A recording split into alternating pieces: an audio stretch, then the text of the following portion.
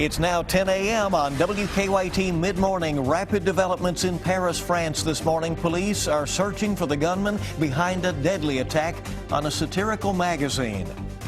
Hear from a Central Kentucky mother who came face to face with a gunman during an overnight robbery. And Kentucky coach Mark Stoops looking for another reason to really be excited later today. Yahtzee. Tracking, alerting, protecting. This is WKYT Mid-Morning. There I said it. Good morning and welcome. It's good to have you with us on this Friday, heading toward the weekend. I'm Bill Bryant. And I'm Barbara Bailey. It's cold, but not as cold. That's right. That's good. But it's going to get cold again, so well, there you go. Enjoy what we have. Hard to get ahead. Let's check in. Meteorologist Jim Caldwell is in for Micah now. Micah's out visiting some schools today. Yeah, and he had to travel through a little bit of snow as it's flying through parts of central Kentucky right now. And you can see a little bit of it right now there on our sky cam. So it's flying.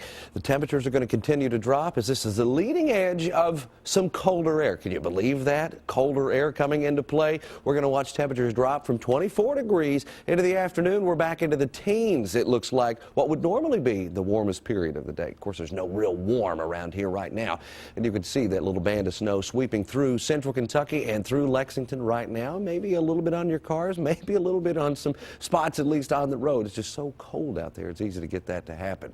We'll track the cold air into Kentucky coming up for you here in just a few minutes, guys.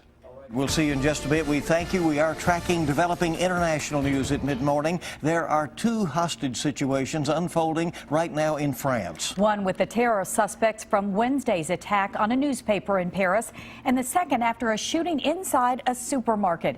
Alfonso Van Marsh has the latest on the manhunt and the investigation. French police say a gunman has taken hostages at a kosher market in eastern Paris. SWAT teams are on the scene as the drama unfolds. It is unclear if the situation is related to another standoff about 30 miles away.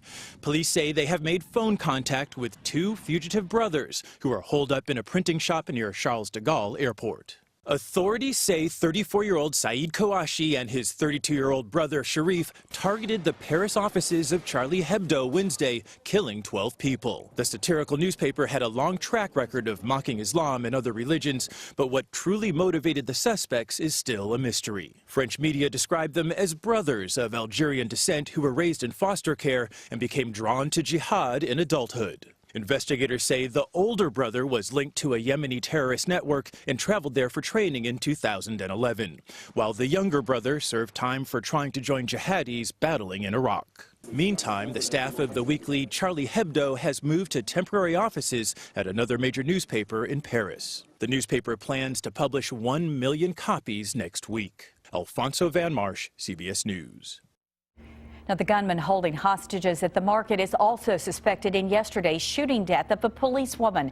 The hostage taker reportedly has ties to the two brothers suspected in the newspaper attack. Back here in Kentucky this morning, we're working to learn the name of the person killed in an early morning crash. The Montgomery County coroner says the person died after a crash on I-64 just west of Mount Sterling.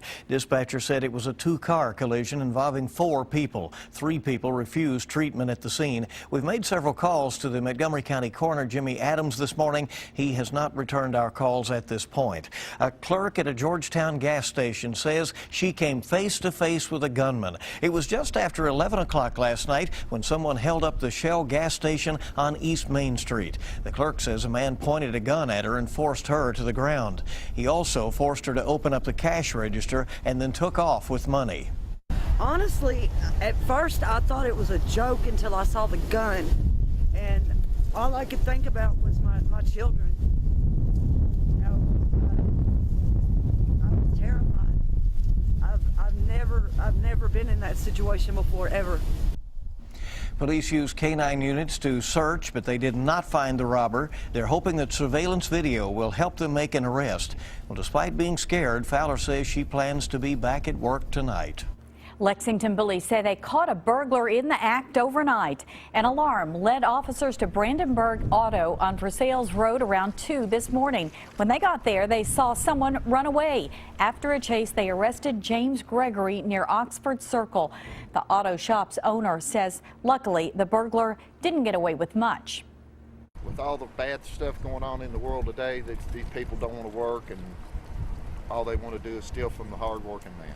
No thoughts at all. They need to be put under the jail, not in it. 3 other people in that area were also taken in for questioning, but Lexington police say they were not arrested. Funeral services are today for a family killed in a western Kentucky plane crash. Marty Gutzler, his wife Kim, and their 9-year-old daughter Piper, along with another relative, died a week ago today when their plane went down in Lyon County. Only the Gutzler's 7-year-old daughter, Sailor, survived. A private funeral is being held for the Gutzler family today in their hometown of Nashville, Illinois. The National Transportation Safety Board is still investigating the crash. A Kentucky newspaper says 2 employees behind an error in one of their stories have been fired. It stems from a story about National Law Enforcement Appreciation Day that was printed in yesterday's Elizabethtown News Enterprise. The story quotes the local sheriff, John Ward, as saying those who go into law enforcement's profession typically do it because they have a desire to shoot minorities. But Sheriff Ward says he never said that. He says the quote was made up. The News Enterprise has since retracted the story and apologized to Sheriff Ward. President Obama is expected to say more today about the plan he is promoting for free community college. He's planning to be joined by Vice President Joe Biden at a community college in Knoxville, Tennessee. He argues the sweeping proposal would strengthen the U.S. workforce. The initiative's price tag is yet to be revealed, and it faces a spending-averse Republican Congress. Beantown is going Olympic. The U.S. Olympic Committee selected Boston as the American city to bid for the 2024 Games. Boston beat out Los Angeles, San Francisco, and Washington, D.C. It's been nearly 2 decades since the U.S. hosted the Olympic Games. We won't know for a while if Boston will bring the Olympics back to the USA. The International Olympic Committee will make its decision in 2017.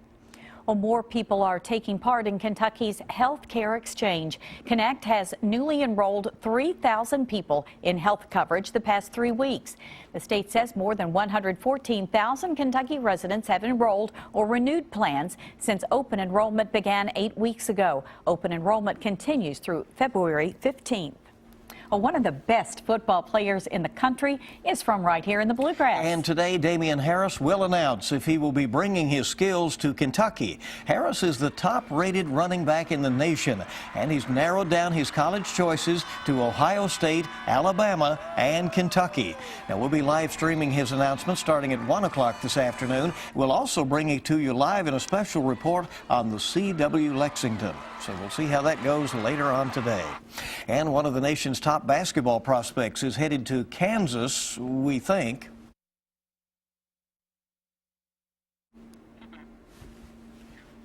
Well, Ohio power forward Carlton Bragg ended his recruitment by pulling out a Kansas cap.